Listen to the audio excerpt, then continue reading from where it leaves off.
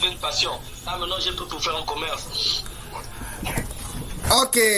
Maintenant, parle-nous comment tu as commencé et avec quel... Moi, personnellement, je sais que tu as commencé avec les poules pondeuses, mais comment tu as commencé? Pourquoi avoir choisi, par exemple, cette option et comment tu as commencé? Quelles étaient tes ressources au départ?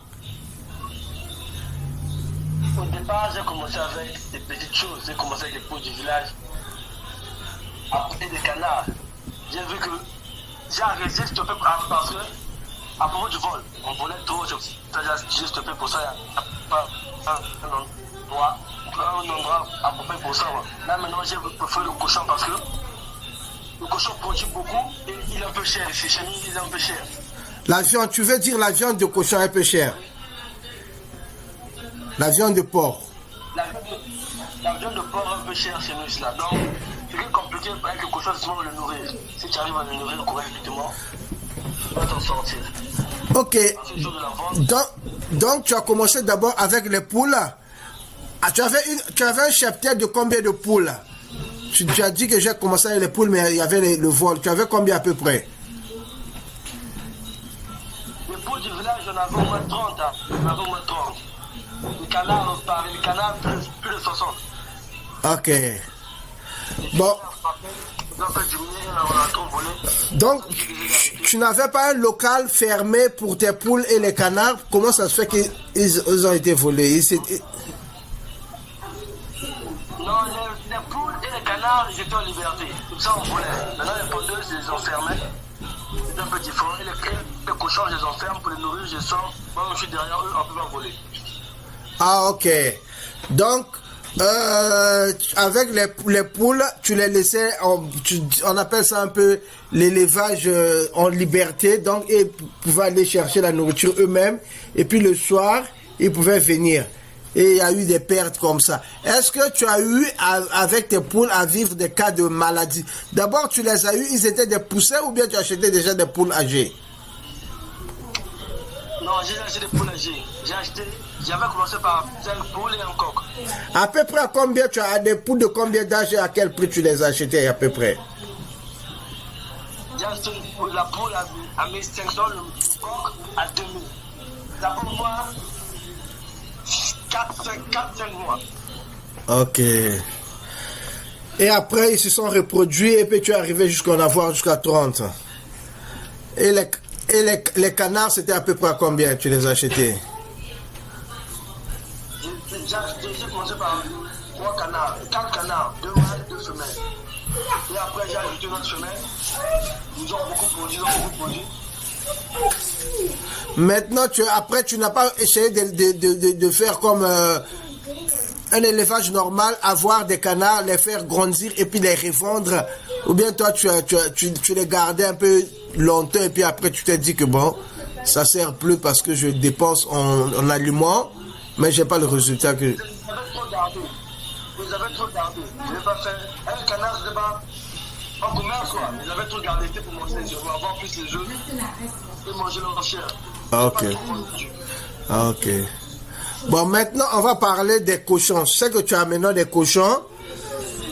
Maintenant, tu as dit que l'une des choses qui t'a poussé à aller vers les cochons, c'est parce que les cochons, la viande de porc, les côtes de porc, tout ça, à Brazzaville, au Congo-Brazzaville, ça coûte un peu plus cher. En fait, c'est partout. La viande de porc coûte plus cher que la viande de poulet. Donc, c'est ça ce qui t'a motivé à aller vers le porc.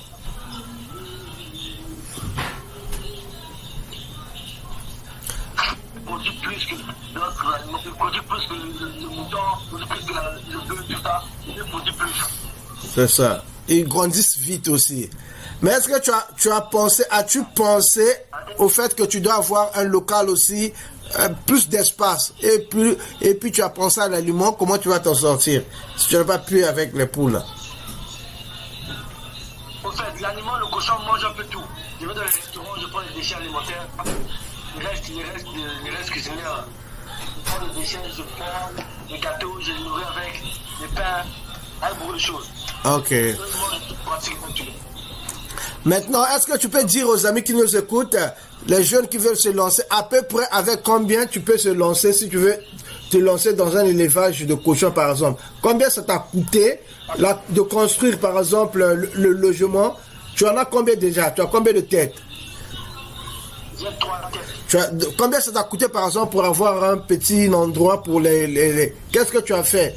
Tu as acheté des briques? Comment tu as fait pour... Ou bien tu as fait seulement avec des tôles et des planches? À propos de moi, je fais ces petites choses-là. Ok. Une petite maçonnerie, je fais ça moi-même. Ok. Ça n'a pas trop coûté. Environ, est-ce que tu as dépensé plus de 30 000? Tu fais le tout. Ah, ok. Donc, tu n'as pas dépensé plus de 10 000, en fait. Au moins 50 000, tu as dépensé. Ça, c'est vraiment pour construire leur... voilà, ça, c'est pour construire leur local. Maintenant, après, tu les as achetés. Ils étaient petits, à peu près à 2 mois, 3 mois. Tu les as achetés juste après âge de sévrage. Donc, ils étaient petits, tu les as à peu près à 3 mois. Tu les as achetés à peu près à combien? Pour que nos amis qui veulent se lancer puissent déjà avoir une idée.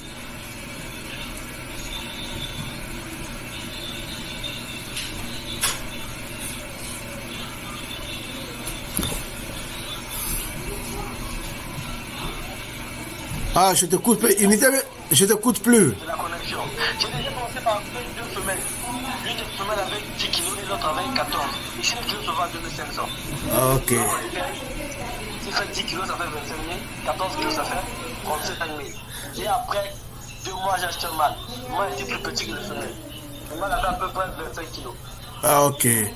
Donc, tu achètes, en fait, tu achètes des porcs vivants, mais on les vend par kilo. On le pèse, quand il a par exemple 10 kilos, on dit le kilo à 2500, et c'est comme ça que tu as acheté le mâle. Tu as acheté... Je le ferme à grille. Si c'est une ferme à grille, c'est comme ça on le vend. Voilà. À 2500 le kilo, c'est ça. Et là maintenant, tu les as achetés, tu les as emmenés à la maison, il te reste maintenant seulement à les nourrir, c'est ça? Voilà, toi tu veux faire l'engraissement seulement ou bien la reproduction. L'engraissement, ça veut dire que tu veux seulement les faire grossir peut-être jusqu'à 100 kilos et les revendre, ou bien tu veux les reproduire pour en avoir plus. Il faut d'abord reproduire, je dois les reproduire pour en avoir plus. Ok, c'est bien. Maintenant, en termes d'aliments, combien ça te coûte au moins pour les nourrir les 3 là par jour? Tu dépenses à peu près combien pour les nourrir? En fait, moi, je ne dépense pas beaucoup. Un sac de pain qui fait 1500 francs. Ça peut me faire une semaine. J'ai déposé des cantines au restaurant. Donc, quand ils mangent, ils jettent leurs déchets dans le cantine. Et le soir, je vais récupérer. Donc, ça ne me coûte pas trop cher que le en ce moment. Parfois, 2 fois par semaine, je descends. Moi, c'est nourrir eux-mêmes. Je suis derrière eux comme un berger, je les suis, ils se nourrissent. Ok. Donc, en fait, tu achètes seulement le pain dur, le reste de pain des boulangeries, et que tu achètes le sac à 1500. Disons, le sac de 25 kilos, il achète ça à 1500. C'est des pains, le reste des pains, c'est des pains durs que lui, après, il va peut-être essayer de casser. C'est un sac de fou plein. Un sac de fou plein. Un sac de farine plein de pain. Donc, on peut dire que c'est un sac peut-être de 50 kilos, peut-être, ou bien de 35 kilos. Un sac comme ça, que lui va, avec du pain dur, il va essayer de les écraser. Après, donner à ses porcs. En plus de ça, il utilise aussi, il donne aussi les restes des restaurants. Il y a des restaurants qui le donnent l'aliment, le reste de tables de restaurants que lui utilise pour donner. Ok, maintenant, disons, en faisant tout ça, il y a aussi quoi? Il y a aussi les gâteaux, les restes des gâteaux qu'on lui donne aussi. Est-ce que les restaurants, là, toi, tu dépenses de l'argent pour qu'ils puissent te donner le reste de les restes qu'ils te donnent là, par exemple?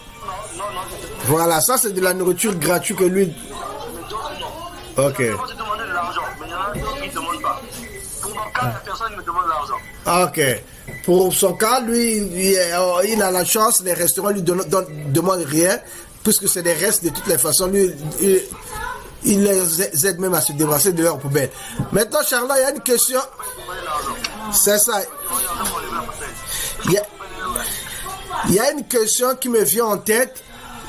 Nous tous, nous savons que les porcs, avec le temps, quand ils grossissent, il y a un problème de l'environnement, parce que toi, tu les laisses aller dehors. Est-ce que tu es sûr que quand ils seront nombreux, tu ne vas pas avoir, par exemple, des situations avec des voisins? Les porcs peut-être vont aller chez les voisins, ils vont aller peut-être laisser leurs fessées, ils vont aller faire les caca dans les maisons des voisins, ou bien ils vont aller manger les choses des gens. Est-ce que tu as pensé à ça? Non, c'est ça le problème. Pour l'instant, je n'ai pas pensé de problème. Quand je vais commencer à répondre, ça c'est ce que je dis. Les enfants en vingtaine, 10 kilos, je vais vendre tous les parents pour avoir de l'argent. Là, je pourrais maintenant les nourrir correctement. Je vais les sortir. Là, je pourrais les sortir, je vais les nourrir. Je vais essayer de garder au moins 7 femelles et acheter d'autres mâles. Au moins 7 femelles, 3 mâles. Ainsi de suite, je vais commencer à vendre, les lever, vendre. Je ne veux pas trop. Ok. C'est ça.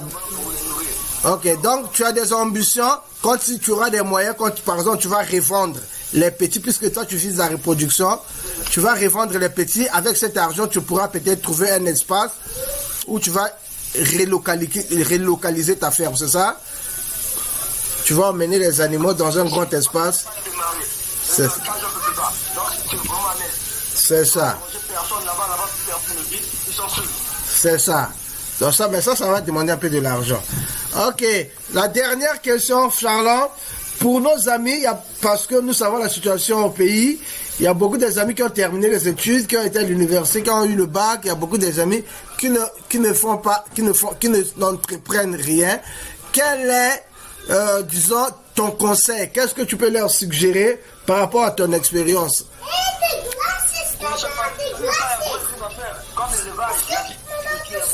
C'est ça. Comme le Congolais n'a pas trop de salaire maintenant, c'est un peu compliqué pour le Congolais. Mais moi, pour faire des conseils de faire l'élevage, l'agriculture, ça rapporte bien, ça rapporte bien. Tu vas souffrir au début, tu vas toujours souffrir. C'est toujours difficile. Après, tu vas t'enrichir. Ok. Merci Charlon. Donc, nous sommes à la fin de notre émission, notre podcast Parlons Agribusiness. Aujourd'hui, nous avons reçu Charlon Gakono. C'est un jeune entrepreneur qui fait dans l'élevage des porcs. Et avec lui, nous avons discuté un peu de son parcours. On a parlé de ses aventures, comment il a commencé et comment, quelles sont les difficultés qu'il rencontre. Il nous a dit pour l'instant, il n'a pas eu de problème de mortalité, par exemple, avec ses porcs, parce que maintenant, il est avec les porcs et il a des ambitions de faire la reproduction. Ok, c'est comme toujours votre humble serviteur, le docteur Geoffroy Baudelaire-Empiri. Si vous n'êtes pas encore abonné à la chaîne, abonnez-vous et je vous dis à bientôt. Bye. Bon.